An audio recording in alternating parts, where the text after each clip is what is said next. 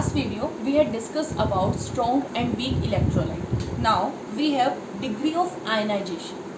Degree of ionization क्या होता है कि जब भी आपके पास कोई इलेक्ट्रोलाइट है आइदर स्ट्रॉन्ग और वीक, जब वो डिसोशिएट होता है तो टोटल में से जितने मॉलिक्यूल जितना फ्रैक्शन डिसोशिएट हो गया ना उसको हम क्या बोलते हैं, डिग्री ऑफ आयनाइजेशन.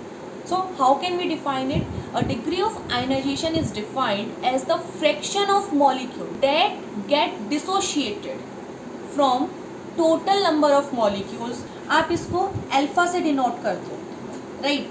तो alpha is equals to number of molecules get dissociated divided by total number of molecule. Now we have next topic, that is the factor affecting electrolyte conductance. I already told you there are two types of conductor. First one is electronic, second one is electrolyte, right? Both conductors have different factors. We will discuss about the factor affecting the electrolyte conduction. What do you mean by the electrolytic conduction? जब भी आप किसी electrolyte की बात करते हो और उसके अंदर से जो इलेक्ट्रिसिटी पास आउट होती है उसको हम क्या बोलते हैं, इलेक्ट्रोलाइटिक कंडक्शन बोलते हैं. और जितने भी इलेक्ट्रोलाइट्स हैं उसमें जो कंडक्टिविटी होती है, इलेक्ट्रिसिटी का पास आउट होता है, वो किसकी वजह से होता है, due to the movement of ion. तो हम इसको दूसरा नाम भी दे सकते हैं, that is ionic conduction. Ionic conduction या फिर इलेक्ट्रोलाइटिक कंडक्शन किस किस फैक्टर पे डिपेंड करता है? तो सबसे पहले हमारे पास जो फैक्टर है that is the nature of electrolyte. जो हमारे पास सेकेंड फैक्टर है that is the size of ion produced and their solvation. Third है आपके पास nature of solvent and its viscosity. And अगर फोर्थ फैक्टर की बात करें that is the concentration of solution and fifth factor is the temperature. तो सबसे पहले हम डिस्कस करते हैं nature of electrolyte. We already know about the strong and weak electrolyte, right? अब बात आती है स्ट्रॉन्ग इलेक्ट्रोलाइट. स्ट्रॉन्ग इलेक्ट्रोलाइट क्या है, जो कम्प्लीटली डिसोशिएट होता है. अगर वो पूरी तरह डिसोशिएट हो गया तो that means number of ions भी आपके क्या होंगे, ज़्यादा प्रोड्यूस्ड होंगे. और जितने ज़्यादा नंबर ऑफ आयंस होंगे ना उतना ही ज़्यादा मूवमेंट ऑफ आयन होगा और उतनी ही ज़्यादा क्या होगी, कंडक्टिविटी होगी, उतनी ही इलेक्ट्रिसिटी उसके अंदर से पास आउट हो सकेगी. और अगर बात करें वीक इलेक्ट्रोलाइट की तो वीक इलेक्ट्रोलाइट में जो नंबर ऑफ आयंस होते हैं ना वो क्या होते हैं, स्मॉल एक्सटेंट में होते हैं. अगर नंबर ऑफ आयंस कम होगी, मूवमेंट कम हुई और मूवमेंट कम होगी तो इलेक्ट्रिसिटी या क्या हो जाएगी, कम हो जाएगी. तो कंडक्शन आपका क्या हो जाएगा, कम हो जाएगा, राइट? अब सेकेंड फैक्टर की बात करें that is the size of ion produced and their solvation. बात आ रही है साइज की. जितना बड़ा आयन प्रोड्यूस्ड होगा यानी कि अगर उसका साइज ज़्यादा बड़ा होगा, लार्जर होगा, तो मूवमेंट क्या होगा, कम होगा. और मूवमेंट कम होगा तो ऑटोमेटिकली कंडक्टिविटी भी क्या हो जाएगी, डिक्रीज हो जाएगी. एंड सेकेंड बात, जितना बड़ा साइज होगा ना उतना ही आयन आपके सोलवेंट के साथ कॉम्बिनेशन करेगा यानी कि सोल्वेशन क्या होगा, ज़्यादा होगा. और जितना ज़्यादा सोल्वेशन हो जाएगा तो मूवमेंट अगेन कम हो जाएगा और हेंस कंडक्टिविटी भी क्या हो जाएगी, डिक्रीज हो जाएगी. तो that means size is inversely proportional to the conduction, right? और solvation is also inversely proportional to the conduction, right? Third one क्या है, nature of solvent and its viscosity. कोई भी जो इलेक्ट्रोलाइट है ना वो पोलर सोलवेंट में ज़्यादा डिसोशिएट होता है as compare to non polar solvent, right? तो जितना ज़्यादा पोलर सोलवेंट होगा उतना ज़्यादा डिसोशिएशन होगा और जितना ज़्यादा डिसोशिएशन होगा कंडक्टिविटी क्या हो जाएगी, इंक्रीज हो जाएगी, राइट? और बात करें विस्कोसिटी की. अब विस्कोसिटी क्या होती है, जो किसी भी मटेरियल के फ्लो में एक रिटार्डेशन को, किसी भी मटेरियल के फ्लो में एक रुकावट को प्रोड्यूस करती होती है. तो जितना ज़्यादा विस्कोसिटी होगी ना तो उतना ही कम आपका क्या होगा, कंडक्शन हो जाएगा, right? And fourth factor is concentration of solution. अब जैसे जैसे कंसंट्रेशन बढ़ती जाएगी सॉल्यूशन की तो फोर्स ऑफ अट्रैक्शन उतना ही ज़्यादा होता रहेगा और जो मूवमेंट ऑफ आयन है ना वो क्या हो जाएगी, डिक्रीज हो जाएगी. और अगर मूवमेंट ऑफ आयन डिक्रीज होगी तो ऑटोमेटिकली कंडक्शन भी क्या हो जाएगा, डिक्रीज हो जाएगा. तो this is also inversely proportional to the conduction. बात करते हैं टेम्परेचर की. तो अगर टेम्परेचर की बात करें, जैसे जैसे आप टेम्परेचर को इंक्रीज करते हो, राइट, तो डिसोशिएशन आपका इलेक्ट्रोलाइट का क्या होगा, इंक्रीज होगा, और जितने ज़्यादा आयंस डिसोशिएट होंगे उतना ज़्यादा मूवमेंट होगा और उतनी ही ज़्यादा आपको क्या मिलेगी, कंडक्टिविटी मिलेगी। तो that means temperature in electrolytic conductor is directly proportional to the conduction, right?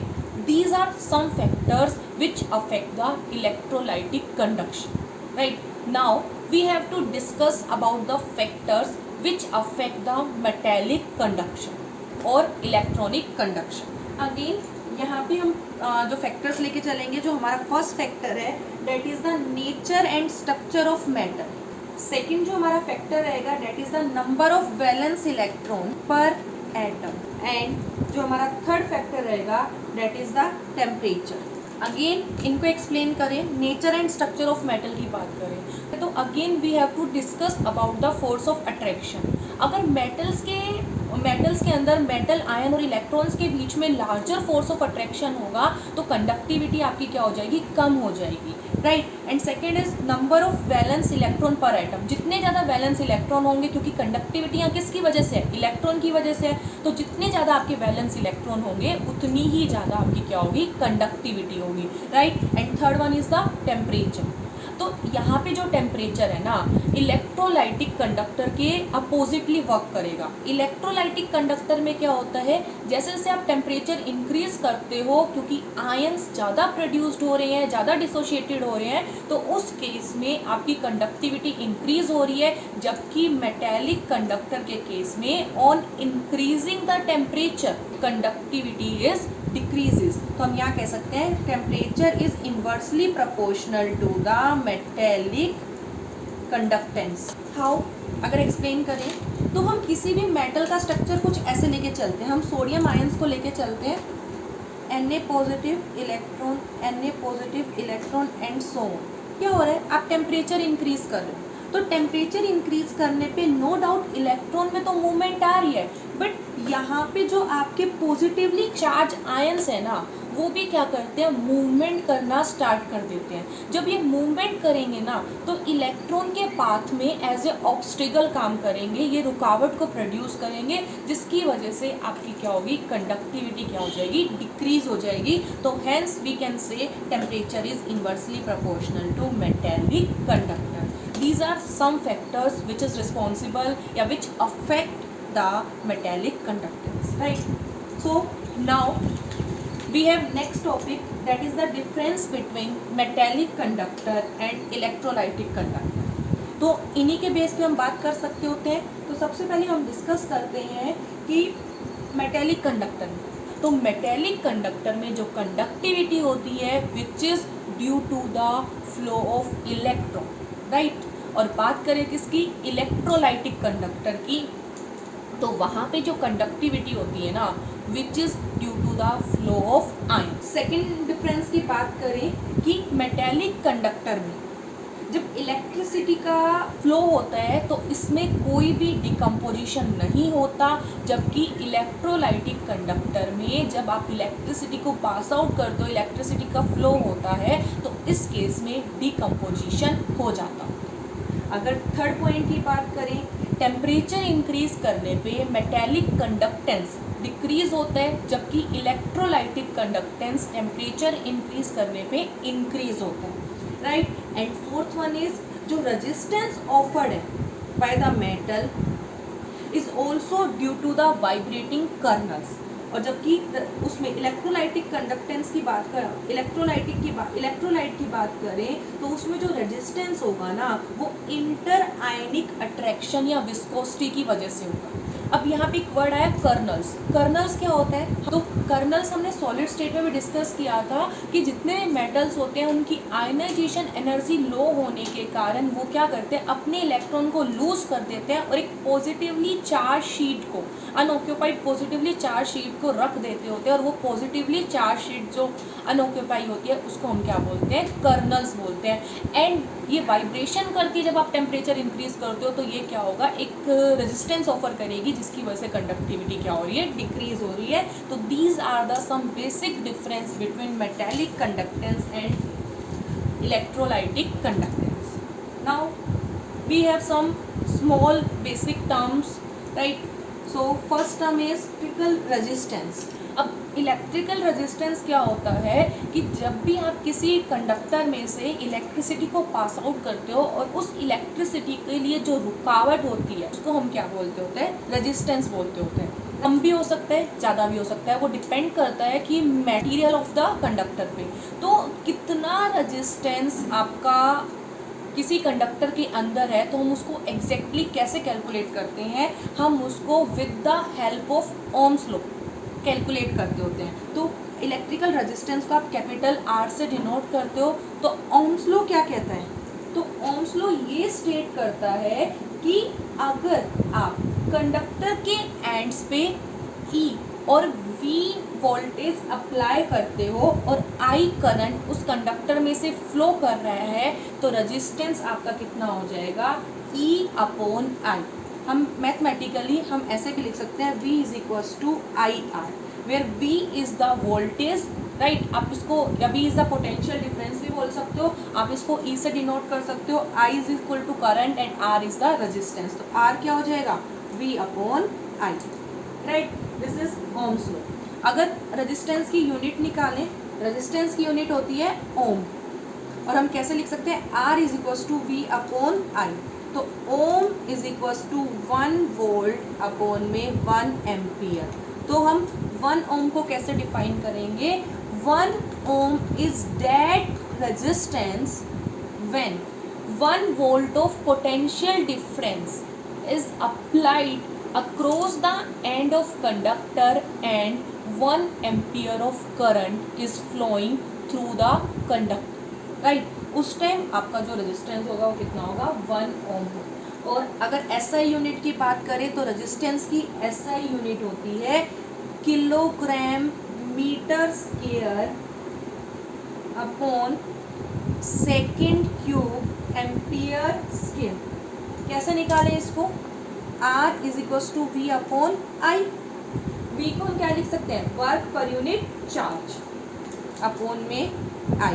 तो R is equals to W upon Q 1/I लिख सकते हो आप, और वर्क को आप क्या लिख सकते हो, फोर्स इंटू में लेंथ, और चार्ज को हम क्या लिख सकते हैं, Q को I इंटू T पुट करें, एम्पियर इंटू में सेकेंड इंटू 1/A, एम्पियर लिख सकते हैं हम, यूनिट में लिख रहे हैं। और फोर्स की यूनिट क्या हो, फोर्स को हम क्या लिख सकते हैं, mass into acceleration into length upon में A into second into 1/A, where A is the ampere, right. तो मास की यूनिट किलोग्राम, एक्सेलरेशन क्या होती है, मीटर पर सेकेंड स्क्वायर, लेंथ की क्या होती है आपके पास, metre upon ampere square into में सेकेंड। इसको सोल्व करो, क्या होगा, किलोग्राम मीटर स्क्वायर, ये ऊपर चला जाएगा तो क्या हो जाएगा, पर second cube ampere per square. तो इसकी एसआई यूनिट आ जाएगी, राइट। उसके बाद हमारे पास जो नेक्स्ट है that is the electrical conductance.